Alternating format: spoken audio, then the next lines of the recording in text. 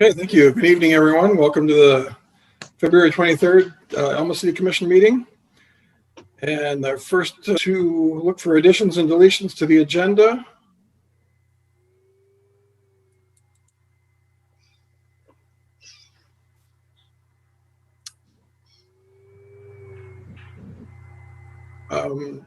Nick, did you want to delete 2 items from the agenda? You're muted, my friend. Usually everybody's preferred mode of dealing with me. I would like to move. There were 2 items. One was the agreements. Or I guess we need a second for that, don't we? I'll second that. So we do have a second. Okay. Any other additions or corrections? Okay, hearing none. All those in favor, thumbs up or an aye? Aye. Opposed, same sign, or a thumbs down, I guess it would be. Okay, so we have a corrected agenda. Roll call, Sarah.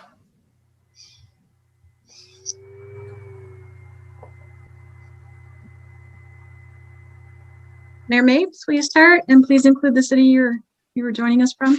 Present in Alma, Michigan. Thank you. Vice Mayor Harrington? Present in Alma, Michigan.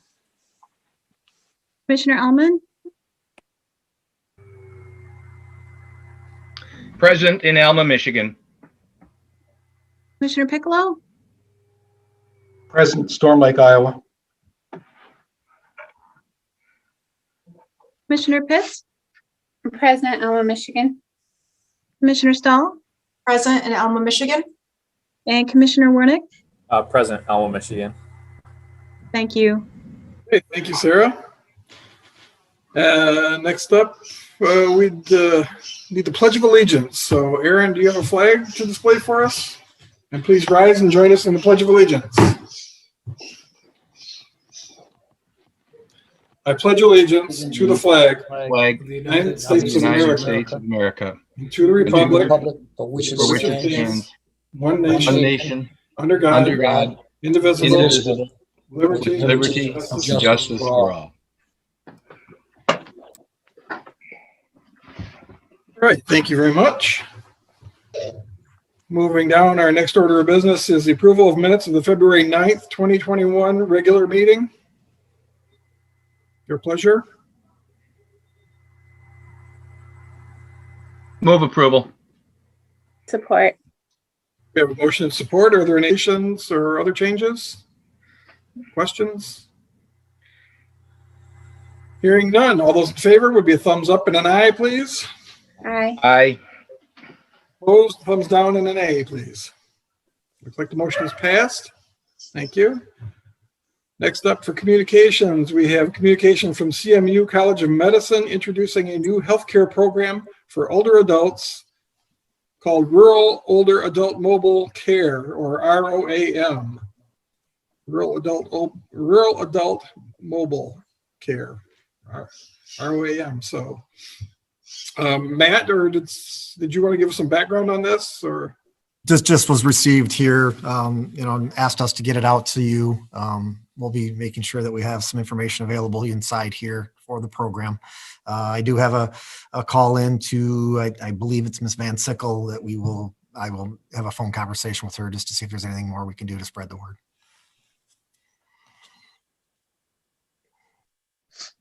I don't believe I had a motion on that, did I, Sarah? did not. I did not have a motion. Okay. So let's entertain a motion for that. So moved. We have a Support. motion of support by Roger. Are there any comments or questions? Okay, hearing none. All those in favor of receiving that communication, a thumbs up and an aye. Aye. Aye. Opposed, thumbs down and a nay. Looks like that motion is passed.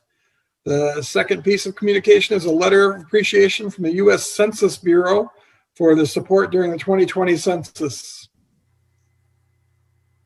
And again, Matt, well, let's get the motion first. Let's try and follow the procedure here. So, Move to receive. thank you, Michelle. Support. Thank you, Roxanne. We have motion support. Thanks. Matt, did you have anything to? I think everybody got, this came to the city, throughout the census, up to the lead in, there was a lot of meetings, different things that we did, prior to COVID, as far as what we were doing. And so there was, the city was a part of that. We got a lot of Facebook posts out. And so this is just really on behalf of the US Census. A thank you to the city of Alma for participating, in the last census. I do have another, this was sent, but they only sent one. So if whoever's first here, it's a large. The census did send there was also a T-shirt attached. So if whoever gets here first, I guess could have that T-shirt. So I just want to make sure. But nice of them to reach out to us and thank us. There was actually a lot of communication during this whole thing with census. I wasn't here for the last, but it was pretty impressive to see how much they really tried to make sure we were getting the information out. Does anyone have any questions or comments? Okay, seeing none. All those in favor of receiving that communication will be a thumbs up and an aye. Aye. Opposed, again, thumbs down and a nay. Looks like the motion is passed. Thank you. Next, under C, hearings, we have a public hearing to consider a request from 123 Net Incorporated to convert their unilateral Metro Act permit, which expires June 14th, 2021, to a bilateral permit under the Metro Act provisions. So we'll open that hearing. So moved. Okay. Support. Motion support. All those in favor, again, a thumbs up, please. Aye. Opposed? Aye. Thumbs down and an A. Looks like we're open. Matt, did you have background on this, or are we giving that to Eric? I've got, what we have here is a change in their permitting. As you said, it expires in June, moving from a unilateral permit, which is a 5-year renewable permit, to the bilateral permit, which they have the right to ask for, which has obviously become much more commonplace, which is a 15-year with then 3 subsequent 5-year renewals, automatic renewals, unless the city decides not to. What this is giving access to the public right away, to the public utility, which is 123.net, for them to be able to utilize the public utility and put their lines in and things like that. We're learning a lot about the Metro Act here in the last week and a half here in the city, as we look at the right of ways and working with some other companies too about what our rights are. And I think we're going to take a little look at some of the things that we're able to do also to protect ourselves and the people here. Who has the first question?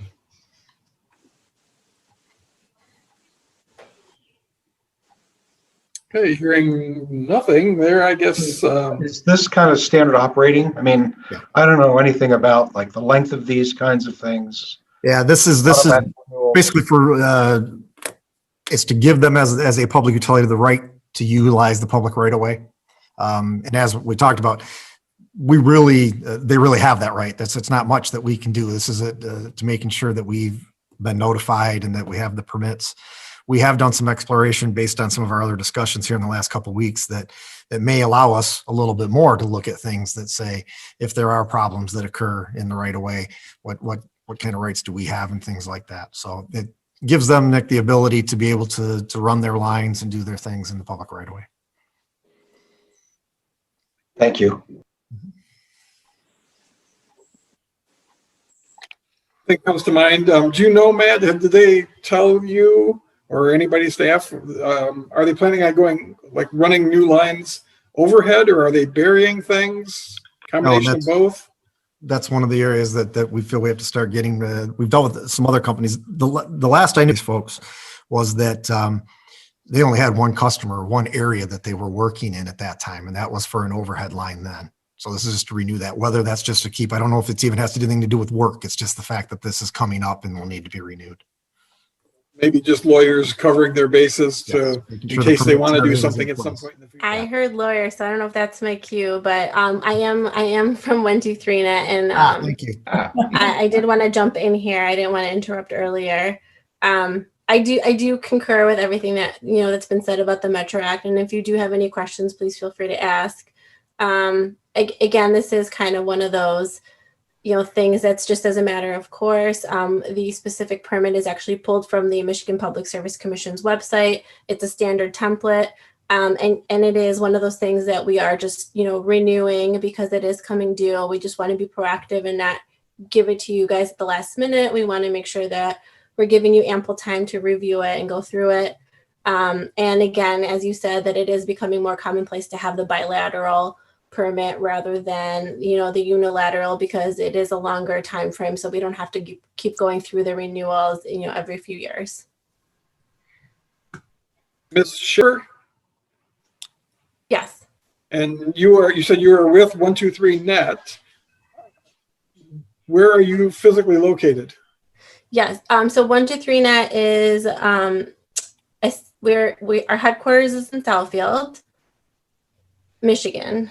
I am located in my house right now, and I actually have even not been to the office in a while. So I am lucky there. Are there any plans for a build out or anything that you'd care to share at this point, or this is just more of a routine, get the permit in place for anything that may come up? My understanding that it is just a routine. We want to make sure that we have the Metro Act in place. I don't think we have any plans that I'm aware of coming up in the future. We do have some installation, as you said already. Part of the Metro Act allows us to continue to have the installation and service that customer. Well, thank you very much. I know the community is part of our longer or mid to long-term planning is looking for additional build out of internet capabilities and other technologies. So please keep us in mind. And I'm sure Matt will keep you posted on the things that we're looking for as well. So yeah, absolutely. If obviously we certainly want to be able to expand our services in Alma. We just need those customers. So, absolutely. If you have any questions or anything else, please feel free to reach out and we'll be happy to speak further. No questions. Can I ask who your one customer in Alma is now, or is that proprietary?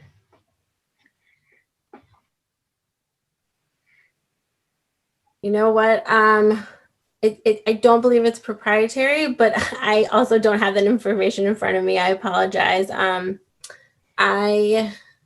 can certainly try to look that up for you and send you that information later if you're curious.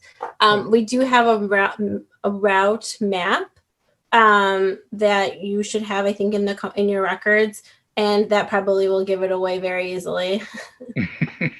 Okay, thank you. Anyone else with questions? Okay, we'll entertain a motion to close the public hearing then. I don't Yes, think you the called public- for public comment. Yes, I'm sorry. Public comments. Anyone from the public here to comment?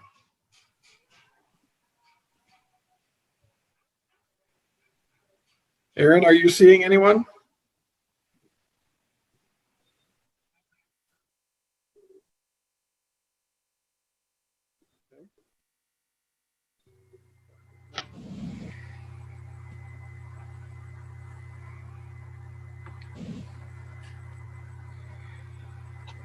I move to close the public hearing in that case. Support. Yes, support. Okay, all those in favor again, thumbs up and an A. Aye. Aye. Opposed, thumbs down and a nay. Looks like that has passed. Item number 2, we need to set a public hearing for Tuesday, March 9th, 2021, or at 6 p.m. or as soon thereafter as the agenda will allow, to consider an application, property rehabilitation exemption application from Gemini Capital Management LLC at 220 East Superior. Your pleasure to set the hearing. Move to set the hearing. Thank you, Michelle. Support. Support. Thank you, Nick. Any comments or questions? Matt, David, any background you care to give, or? That would be Eric. Nope. This is just from our February 9th meeting where we created the district, the obsolete district for 220 East Superior. This is the application and the project. So then we'll do the public hearing. The commission will make a recommendation on the number of years for the exemption, and then the clerk will package it up and send it down to the state tax commission for their review and either approval or ask more questions from the developer.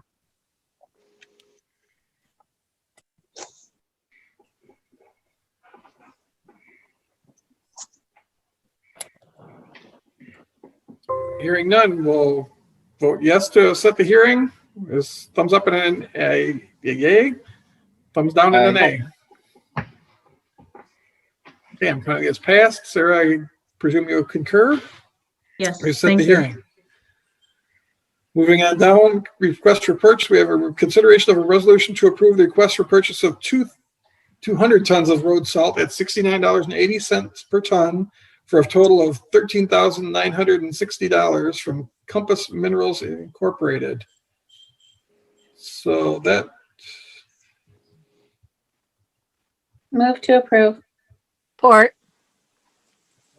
any comments or questions? Pretty routine. David shaking his head yes. Hopefully you won't have to use that this year. You can save up for next year. Is that the plan? Likely we will use some of it this year, but this No. The correct answer was yes. Yes. Wishful thinking. For next year. Warm weather. About the time you say that, though. So yeah, this is about this time of year we'll ask for our second half for the winter maintenance. So. Any other comments or questions? Okay, those in favor, thumbs up and a yay. Yay. Opposed, thumbs down and an A. Looks like that motion is passed. Let's see. Resolutions now. Consideration of a resolution to approve the request from 123.net Incorporated to convert their unilateral Metro Act permit to a bilateral permit and to further approve execution of the bilateral permit. Your pleasure. So moved. Support. Okay, are there any additional comments or questions? Hearing none. Those in favor, thumbs up with a yay. Aye. Aye. Aye. Thumbs down with an A. The motion is passed. Thank you. Next item is consideration of a resolution to revoke the revocal of an obsolete property rehabilitation act application by Wright Mansion LLC for 503 North State Street, which was granted by the City Commission on May 28th, 2013. And if I'm not mistaken, I believe that's the old Wright Mansion. Correct. Correct. So we'll entertain a motion.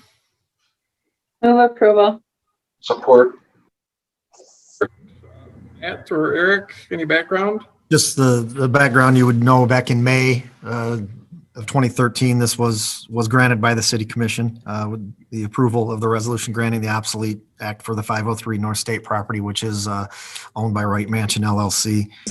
A part of that resolution does state that on May 28th dictated that the subject property be completed by December 31st of that same year. And based on that resolution that was given, the State Tax Commission then issued the obsolete rehabilitation exemption certificate for the property. Over the time, we've started to get into more and more of these OPRs and looking at them.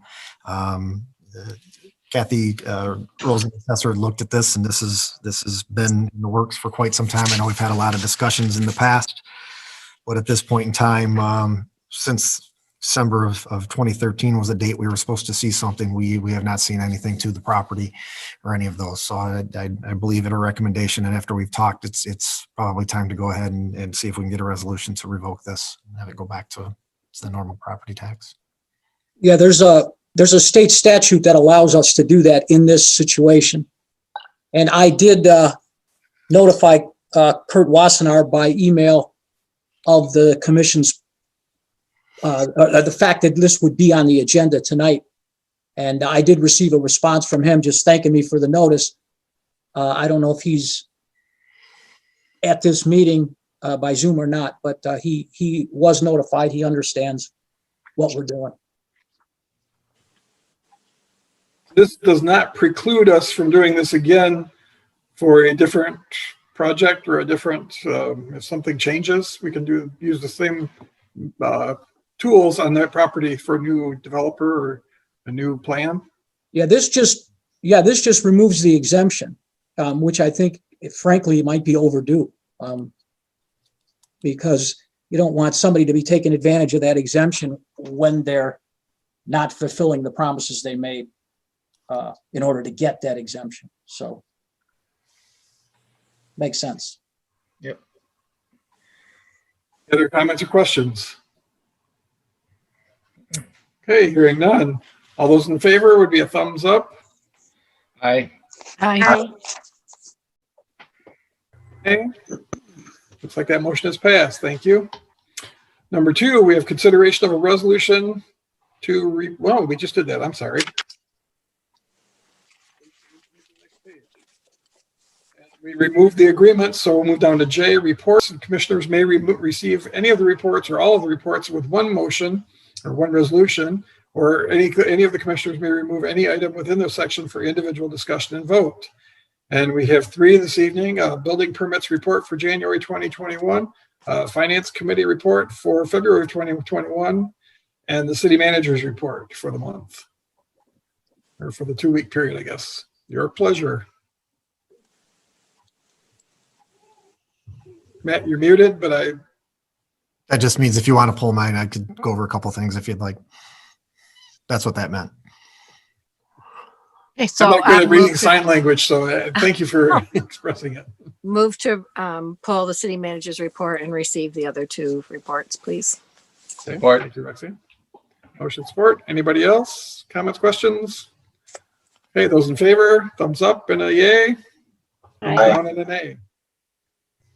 We've received 2. Now we'll entertain a motion to receive Matt's report. Move So to moved. receive. Sarah, did you get that? Motion and support? Michelle I know and Nick? Yeah. Okay, thank you. Okay, so we have motion support. Matt, did you want to give some background or some? I'll give you a little, just to let you know, if you remember back last year, we had been selected one of 10 cities or one of 10 projects, I shouldn't say cities, but that is selected for the Consumers Energy Put Your Town on the Map pitch competition. And within days of we were supposed to actually present it at the CDAM conference, everything got shut down. So nothing was granted last year. Consumers Energy has put that back out. The interesting thing is they have upped the ante with the prizes for what they can do. So we have pulled back out our old application from a year ago, and in conjunction with the Chamber, the Alma Community Arts Center, and the city, we're hoping that will be selected again.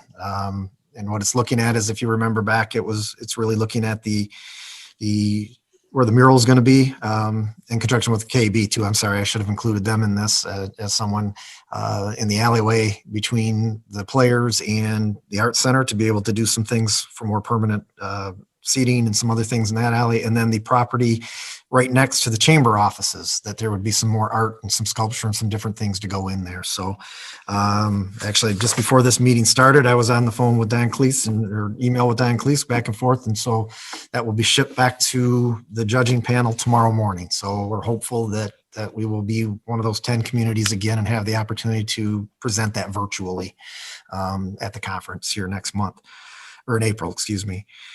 The second, we've been talking a lot for, again, a long period of time about the Connecting Entrepreneurs Conference that we were in the process of bringing to the city back in 2020. And we now have been working again with MSU Extension. And I think I've told you, we've come up with a plan where we'll be doing some teasers and some things ahead of time, but we have now MSU Extension, and we have now put a date on that the conference will be October 6th and 7th. Here in the city. The plan is for that to be an in-person conference at this point in time. So we hope that things continue on a pace that we're able to bring folks to Alma.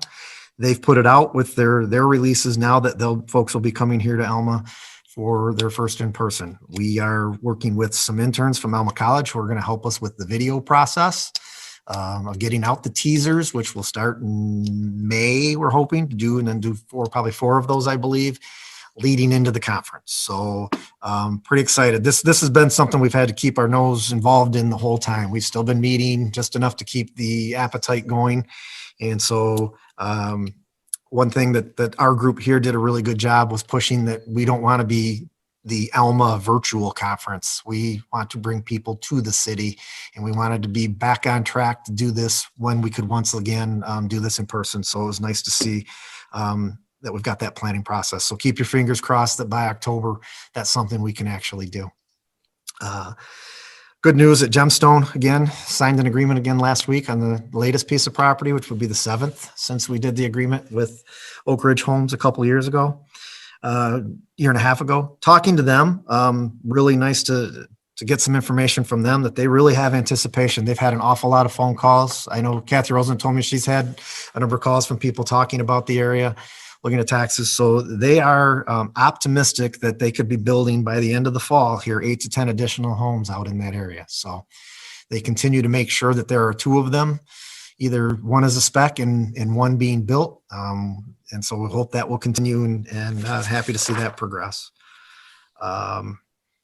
I did get a notice from the Michigan Redistricting Commission, and if it's something that you would be interested in having some of those folks come, they're wanting to do just a short thing at a meeting to explain a little bit of their process for the new Michigan Redistricting Commission that's going on to talk. And so I will send out an email if that's okay with you folks to them tomorrow. I wanted to talk to you and make sure it was something you'd be interested in hearing from them. If that's the case, I'll try and get that out to them, tomorrow morning. So hopefully we can get on their schedule here for our next meeting or two. And then, interesting, we had someone here from 123.net, but we've been in some talks, and I think you've known we've had a lot of talk about this Point Broadband and the old Cass Air folks who are around here.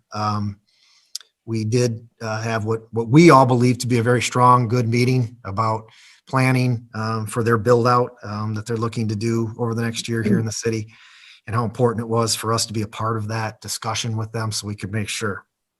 And I think you know that we've spoke a little bit about the past and some of the things that have happened in the right of way where we've had things that were hit, water lines, sewer lines, laterals, all kinds of things down there. As luck would have it, just within a day or two of that discussion that we had a break that we at first attributed maybe to them. That was right in the area they were working. After we got through the break, that was the major break we'd had out on East Superior Street. We found that they weren't the direct cause of that. So we were a little bit happier wondering, but they were there doing the work and we had not been contacted. And so there was that planning portion we had been really hoping for didn't occur. But then over the weekend, we did have a sewer line and a water line that were bored through right in the same area that we were at by the company. And that's where I say we're going to dig into this a little bit deeper. That says, what are the rights that we have? What are our residents' rights when this damage happens and how do we do that? So we are not giving up on this relationship, but we definitely would like to have a little discussion of where are we in this planning process that we had been talking about, because things started before really we had any idea. And again, they do have the right to go in. There's not a lot we can do to stop, but we were really hopeful that we would have some say and be able to make sure these things that Ms. Dig and those things have been notified. So we have been digging into that Metro Act to see what our rights are, and we'd like to start that as a good process with Point Broadband going forward, but we can't have this happen every other day either. So we want to make sure that we're telling them how we're feeling about it. So that's all I've got tonight. Thank you. Matt, at this point, if I could, before I jump in first, you talked about the rights that they have to do these things, to be in our right of way and to do their work, but do they also have the responsibility if they break something to fix it?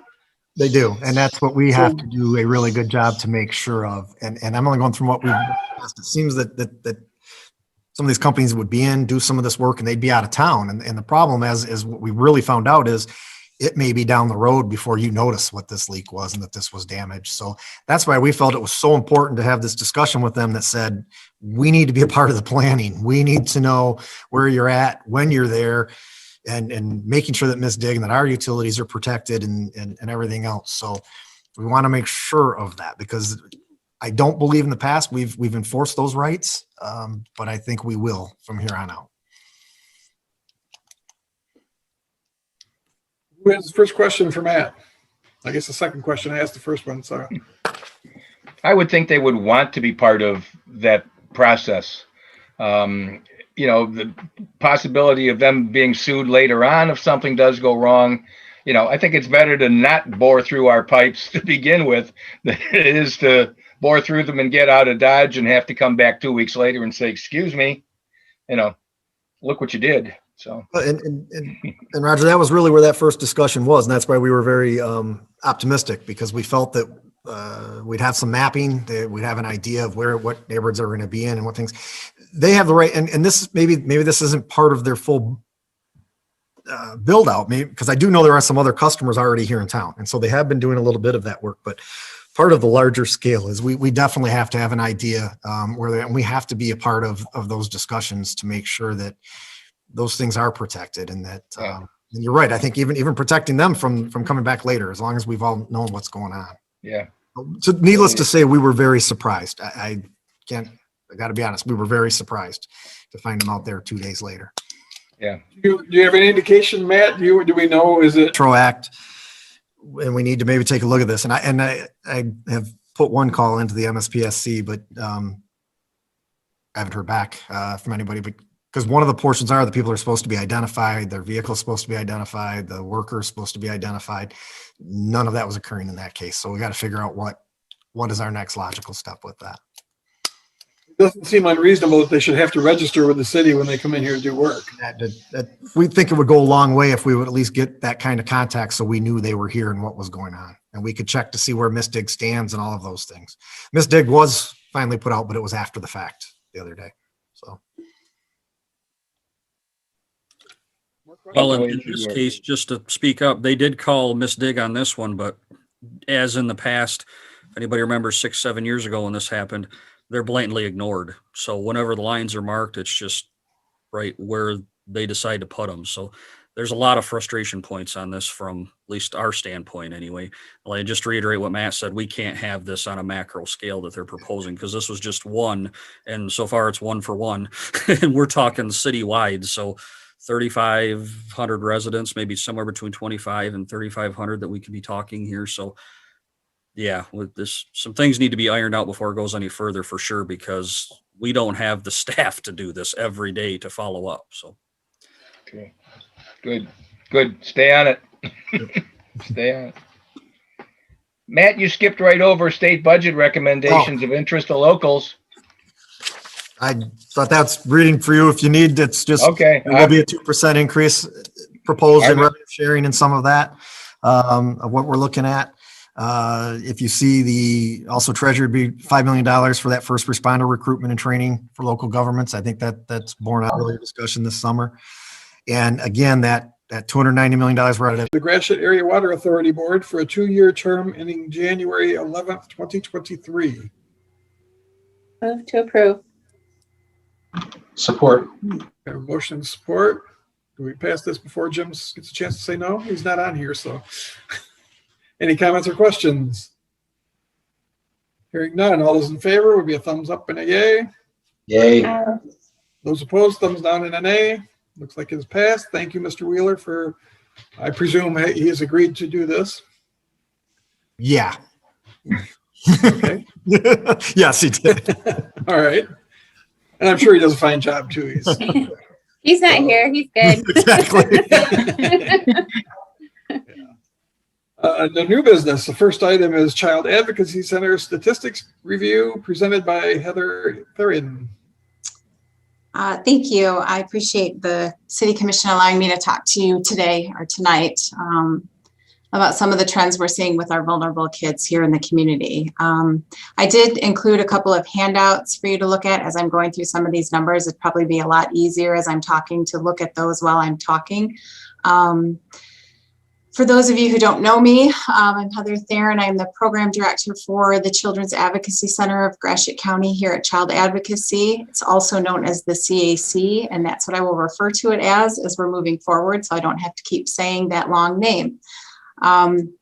So here at the CAC, just to give you a bit of a primer, we approach allegations involving child victims through the lens of a multidisciplinary team that consists of agencies that have a role in cases involving child sexual abuse, severe physical abuse, drug endangerment, or with children who witness significant violence.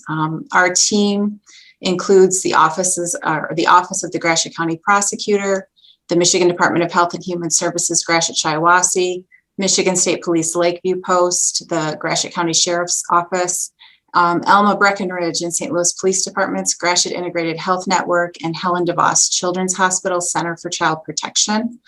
The multidisciplinary team's ultimate or overall goal is to complete a thorough investigation of these cases while keeping the needs of each child as a priority.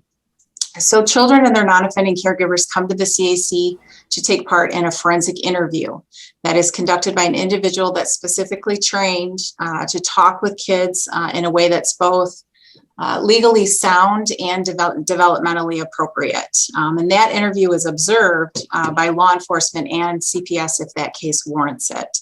From there, each of the disciplines involved in the team, they move through their investigative process as CAC staff then work with others and the child and those identified family members to secure supports and services for them in order to aid in their recovery.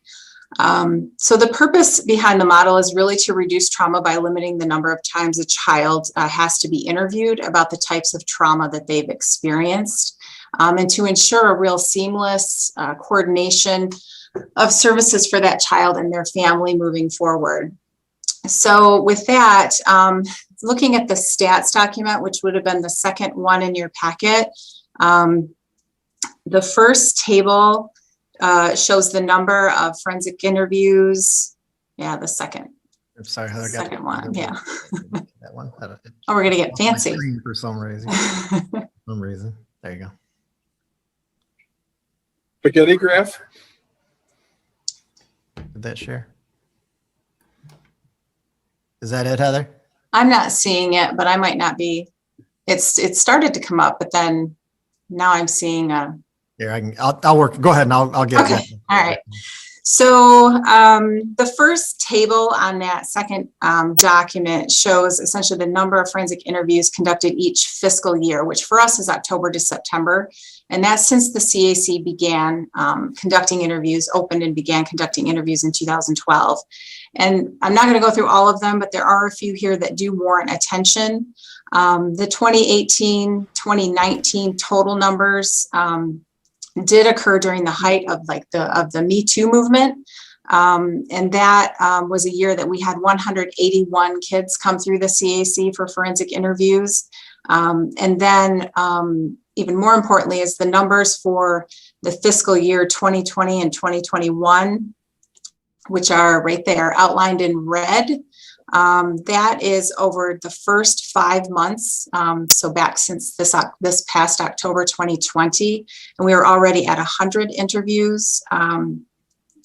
And it's really important to mention here that 51 of those interviews have been conducted just in January and February, and we're not done with February yet. So they really have spiked over the winter. We also noted that the number of physical abuse, witness to violence cases rose quite sharply in the last few years. It stands at 39% of all cases that we've seen in this fiscal year. But a little bit more anecdotally, what we are seeing day to day, it seems as though the jump this year could be attributed to the state shutdown and the pauses, kids being out of school, parents at home. But from a purely numerical perspective, it's really too early to tell whether there's a significant correlation or causation for that huge jump. It being over the winter, people being sort of on the pause and locked down and out of school. So I think, we'll have to take a look at that maybe a year from now, 2 years from now, and look back and be able to give a better prediction of what this jump really meant. I think, again, kind of speaking more anecdotally and less based on numbers, we're accustomed to seeing families arrive at the CAC in crisis every day. Allegations that typically bring children to us are very serious allegations, and they are very traumatic both to the child and to the families. However, this past, I would say 11 months, but more acutely in the past 6 or 7 months, we have seen a very sharp rise in the number of families who are coming into the CAC in a mode of crisis that extends way beyond the scope of the allegations that bring them in. There, financial issues, transportation issues, all of the underlying issues that have been I would attribute to the repercussions from COVID-19 based on the shutdowns, based on unemployment, based on people being cooped up at home and all of those typical things. One of our team members basically said they're coming in with their hair on fire. And that I think is probably a very good analogy. So we're seeing a lot more serious cases and a lot more trauma and crisis coming through the doors just in the numbers that we typically see. So we are looking at this squiggly, all these fun squiggly lines. We're often asked, the reason I put this on here is we're often asked whether there are months of the year where there are more interviews or fewer interviews. This chart basically shows the number of interviews by month over time. Shows there really aren't many distinct trends and a really high number of outlier months if you really want to take time to study it. And those do impact sort of the mean and the averages. But since 2013, the CAC has averaged just over 9 interviews per month. So you can imagine what 25 interviews does to the processes here. With April serving traditionally as our lowest month with an average of 6.5 interviews. And then February, August, and September are all very close, averaging high at just over 11 interviews per month. And then if we move on to the next little set of figures, the COVID comparison. I thought this was important to take a look at, comparing yearly periods that would allow us to look at services specifically during the pandemic. There is a clear jump in the number of interviews conducted since the first shutdown in March through now compared with previous years. And again, we're looking at 51 of those occurring just in the last 2 months, really 7+ weeks. And then on the next page, we also wanted to take a look at substance use involvement. That did jump 9 points this year over last, and last year was the first year we began tracking that. This is basically an increase of parents and caregivers self-reporting the use of, self-reporting the use of marijuana and meth, which were the 2 biggest jumps, with methamphetamine really alarming because it more than doubled with our families that are self-reporting. And again, this data comes primarily from the intake process at the CAC with caregivers that answer questions about their own substance use and disclosing substance use involvement of other parents or caregivers that may be responsible for the children who are visiting the CAC. So I am guessing that those numbers may be lower than that those actual numbers may be higher than what we're seeing here. And then in 2018, and the reason we're looking at this now is because we were awarded a 3-year grant from the Office of Justice Programs to look at these substance abuse trends and provide services specifically to child abuse victims with a substance abuse component, raise awareness about resources that are available to families facing these challenges. And since then, the agency really has put forward a number of opportunities to increase community engagement in countering substance abuse and better understanding the impact on children. That includes a number of trainings and presentations. We've been on the radio talking about it, social media campaigns, and really working very hard to promote the services that are available from our partner agencies, those that we work with. For example, a week from Thursday, in partnership with the National Alliance for Drug Endangered Children, we're going to be hosting a lunch and learn that's open to the community. And it specifically talks about this issue. That's going to be from 11:30 to 3 on March 4th. And if you are interested in that, you can reach out to me or other people that you know who work for child advocacy. Heather, Yes. it's Yes. 11:30 to 1, not 3.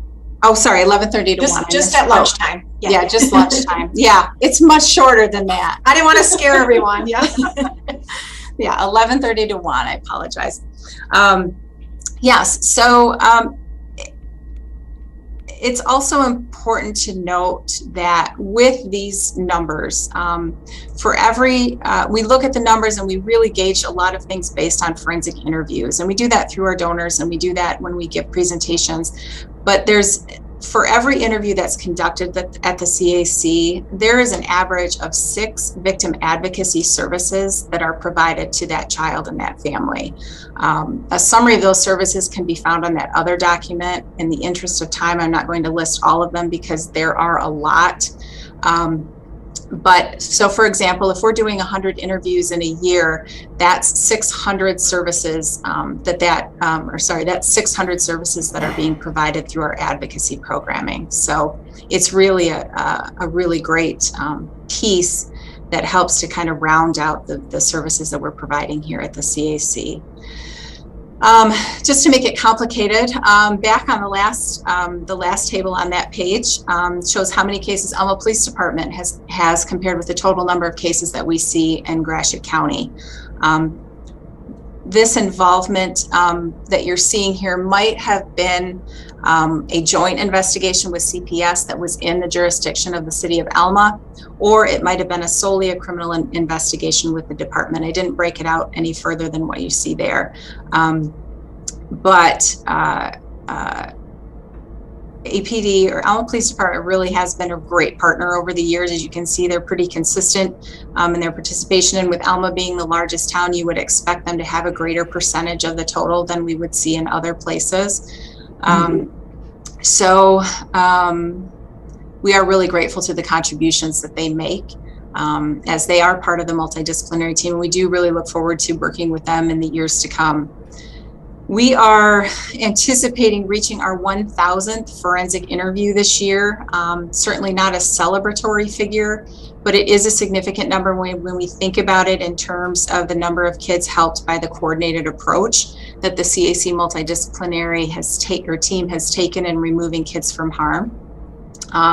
Takes a tremendous amount of coordination and cooperation with all of the agencies and all of the moving parts and all of the different perspectives that they bring to the table. We certainly appreciate their commitment to the process, and we believe that kids in our community are better served as a result. So just in brief, that kind of brings to a close the snapshot of the CAC, some of the trends that we are seeing. I am happy to answer any questions, but I do, again, thank you for listening. I just want to add, that was really great, Heather. And even me being here, I don't hear all those statistics all the time, so it's really great information. But I just wanted to add, for those of you that don't know, Matt and Mark Williams were both very, very instrumental in helping me to develop our Children's Advocacy Center.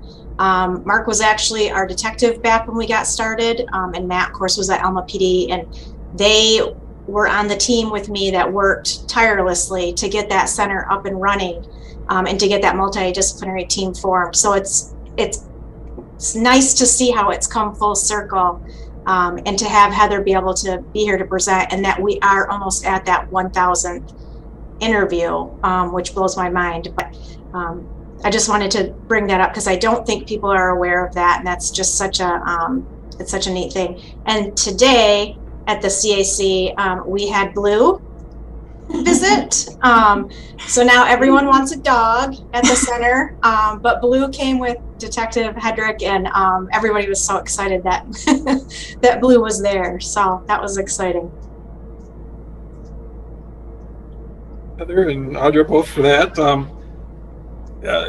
Comes to mind, I certainly hope that the spike in the statistics you're showing for the last 3 years is a spike in reporting rather than a spike in activity, that your success is that more of these cases are actually coming to you rather than more of them are occurring.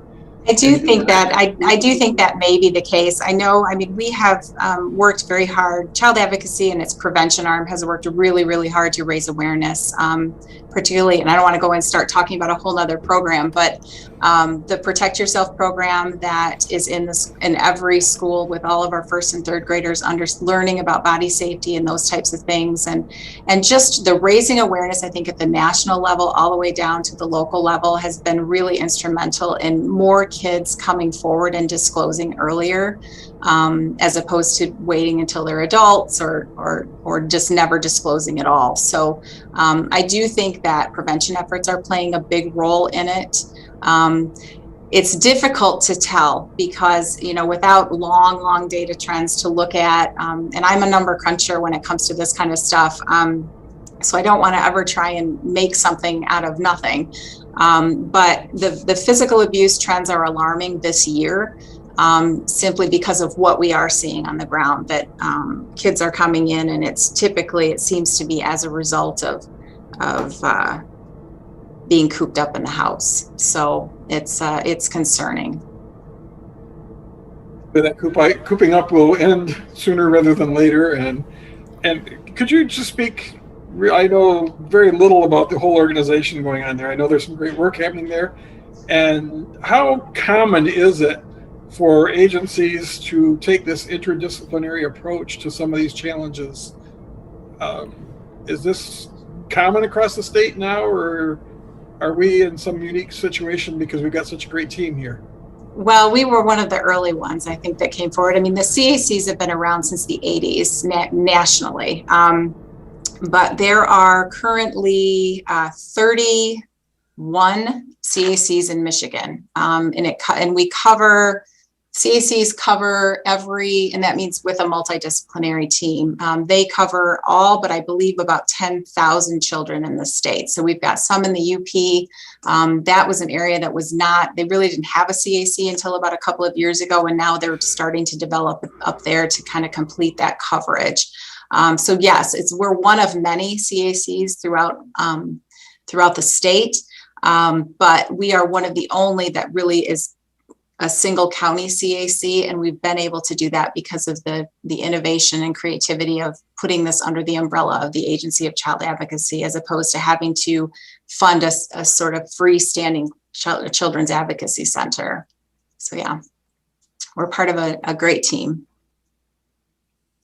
Anybody else have questions or comments? I would just tell you as an old detective, this approach is like night and day from where we were at a point in time of continually dragging a child in, trying to talk to them, something's going on. And most cops aren't good at that kind of questioning. It's just not the angle that they're used to taking. So as someone who went through their career where we didn't have any rules, we just did it, to all of a sudden changing where we couldn't ask certain types of questions of a child victim, that was impossible to get an interview done. This was a major change.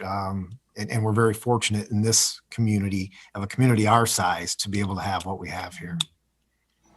Yeah. Anyone else? Well, Heather and Audra, of course, and everybody on your teams, we certainly appreciate the presentation, appreciate the information. Thank you very much for bringing it to us. Okay, with that, we didn't get I don't believe we had a motion to to receive the report. So I'd like a motion and support if anybody. So moved. So moved. Roger? Support. And Nicholas, thank you. So all those in favor would be a thumbs up and a yay. Aye. Opposed would be thumbs down and a nay. Looks like it's been carried. We've received a report. Thank you once again. And great luck in the future. I wish you could work yourself out of business. Our next item is consideration of a request from the city manager to conduct a closed session permitted under Section 8A of the Open Meetings Act, which is MCL 15-.268. And the purpose is to review an employee settlement agreement. We'll have a roll call vote on this. And then I believe we're coming out and taking action to approve the settlement or to vote it down, I guess, one or the other. The expectation is we will be taking action after we go into and come out of closed session, correct? That's correct. Yes. Okay. So with that, we'll entertain a motion to go into closed session. And I guess, Matt or Sarah, did you want to give any background on the procedures that's going to happen first, or do you want to vote first? I think if we do the vote, and then we can make sure we're all on the same page of where we're going next. Okay. So moved. Support. Motion support. All those in favor would be a thumbs up and a yay. Aye. Opposed, thumbs Was down. this and a roll nay. call? Greg, was this roll call? I'm sorry, you're right. It is a roll call vote. My apologies. Sarah, I didn't mean to step on your gig here. Yeah. Mayor Mapes, would you start, please? Yes. Vice Mayor Harrington, Yes. Commissioner Alman, Yes. Commissioner Piccolo, Yes. Commissioner Pitts, Yes. Commissioner Stahl, Yes. Commissioner Warnick, Yes.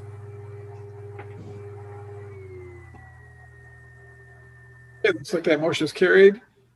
And so now, Matt, did you want to give an explanation of the process of going in and coming out, or is Aaron doing that? I can take that for you, Greg. You guys should be receiving an invite now on your screen. I do see it. If you go ahead and take that, it will send you in. And when you've conducted your business, just manually leave the room and it will bring you back here with the rest of us. Okay. I will be sending Matt a text to confirm that you're in the room and you're private and we can't hear or see you. All right. So I'm going to join now and we'll talk to you all inside the room.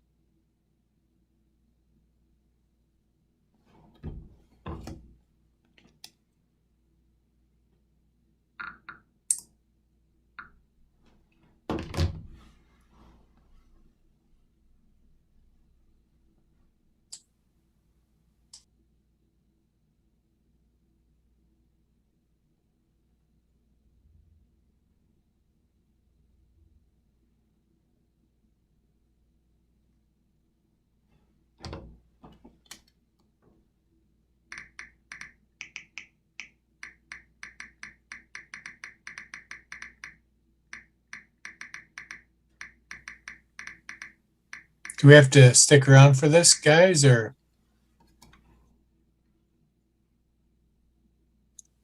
Hey, Brent. Yeah. Yeah, you can leave. It's on a personnel matter, so if you guys don't want to stick around, there's no need to. All right. I just wanted to make sure before I dipped out. Nope, it's nothing that we have to deal with as staff. So.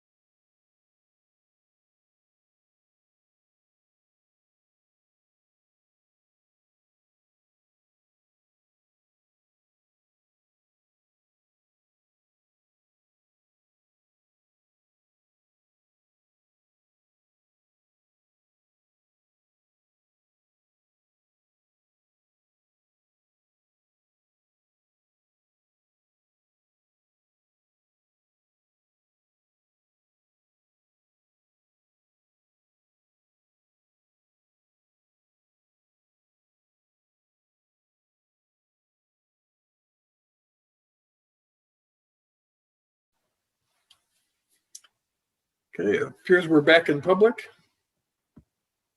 Most of us, at least. Some of us. Change my view here a little bit.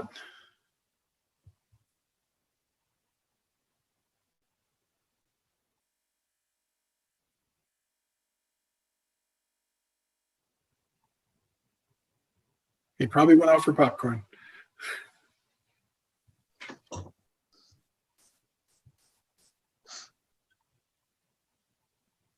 There he is.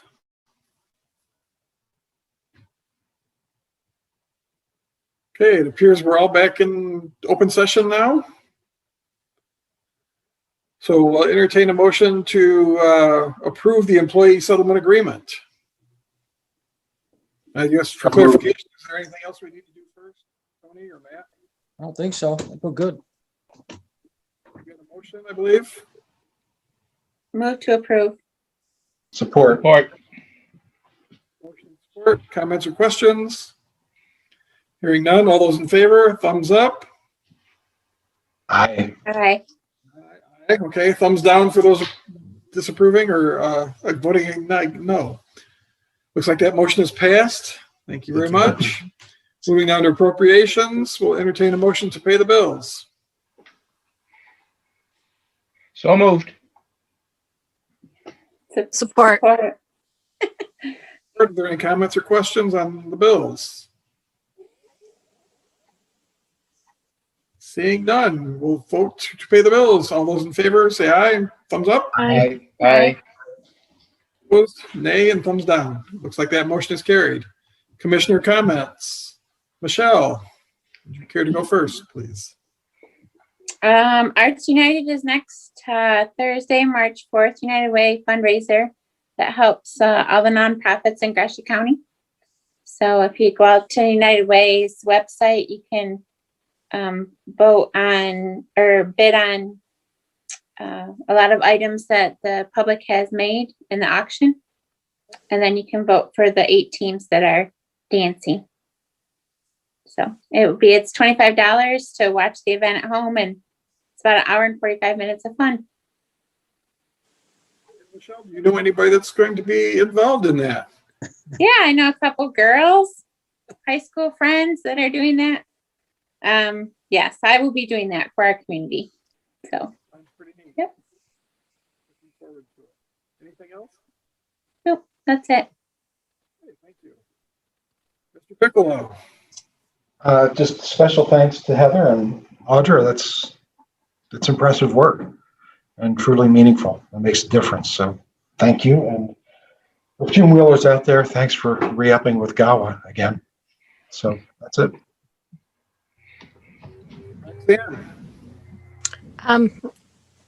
I ditto what Nick said. Thank you. Audra.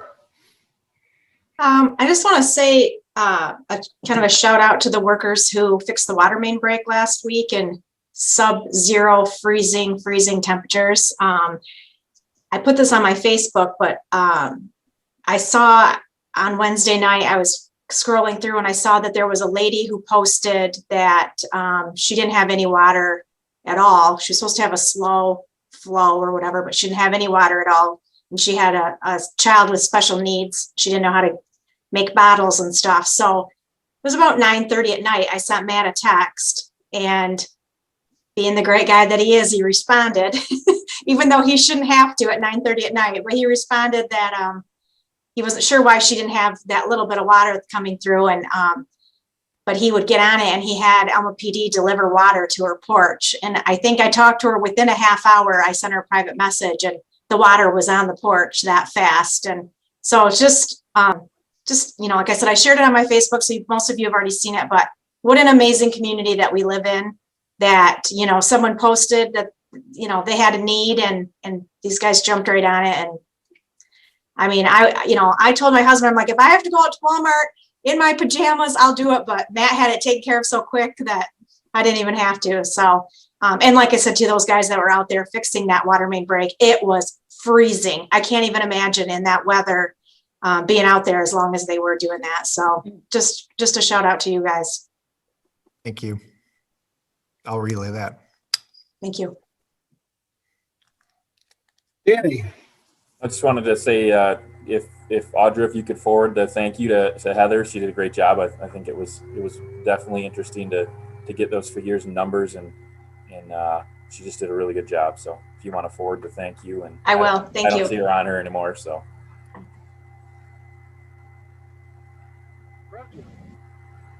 Thank you. What a city this is. This is amazing. Have done over the past years to bring this kind of participation to a city the size of Alma. This is really pretty spectacular, the stuff that you are doing that we have to be on the cutting edge of doing for a city our size. Thank you so much for that and for sharing with us. I continue to be amazed. I have added 2 more restaurants who are going to be helping Community Cafe. This week will be Serendipity, who came to me and said, we want to do something. And I said, what are you guys going to do? You have cookies and ice cream. And she said, no, we want to do something. And so they're going to do a kind of a Mexican dinner Thursday night. And then I have had 2 women from the Elks who are going to come to our kitchen and cook dinner there. They're going to make a ham and scallop potatoes kind of thing under the auspices of the Elks, but basically a couple of women who have said they would do that and have offered to do that kind of on a monthly basis also, if we would like to have that happen. So again, I just continue to be blown away with the participation. Our cook Dave has had his first shot, and he will be back with us on the 9th of March. So we'll kind of be getting back to whatever it is that we're doing and hoping that someday we'll get back to True Community Cafe. But the city has responded to the newspaper article. Donations continue to come in. I'm getting calls to people who want to sponsor us. I had somebody hand my wife $80 at breakfast this morning and say, put this in Community Cafe. It's amazing. This city is amazing. I'm hoping that we or the Chamber of Commerce or DDA or somebody will try to repeat the frozen dinner that we attempted a week ago in 17-degree and snow. I did not attend, but I did drive by, and I think I saw 4 guys in snowmobile suits out standing around drinking. But so, I hope we can do a little bit more than that, maybe for St. Patrick's Day or the 1st of April or April Fool's Day or something. I think that's a good idea for an event. That was just the wrong time to do it. But anyhow. Roger, Yes. Kathy, Roseland, and I had an excellent time. So I was there. I was not a guy in a snowmobile suit, but I had an excellent time. So it was fun. Audra, I'm glad you did. As I went by, it occurred to me, I went home, told my wife, there's 4 or 5 guys, but when you're wearing snowmobile suits and masks, I'm not sure who it was at all. So, well, Kathy and I looked cute. We didn't have snowmobile suits on, but we had a great time. It was Good. fun. I do think I was home by about 9, though, to thaw out. But well, I'd like to do it again. What happened at Baby is cold outside. Consistently, Raj, as it got going, there were consistently 20 to 25 people there right up until, to be frank, we pulled the tables out from under them because we weren't going to stay any longer. It was cold. So right up until 10 o'clock. So it was pretty good success. It was nice to see, and a lot of help from some of the folks from Alma Action too, to get down and clean the tables, and thank you to the library for the use of the tables and chairs.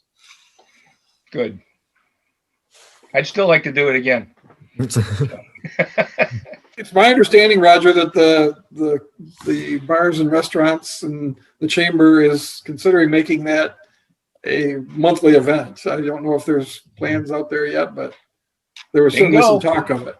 Bingo. well, I do know that they were all to capacity during the event because I went in to get drinks at them and they were all full. I mean, you could only go in and get a drink and take it out because they were at their 25% or whatever. And I know, Matt, I can't remember which one. One of them said it's the best night they had since the quarantine started. So, or since the shutdown started. So maybe that was Alma Brewing Company. I can't remember, but. Nice.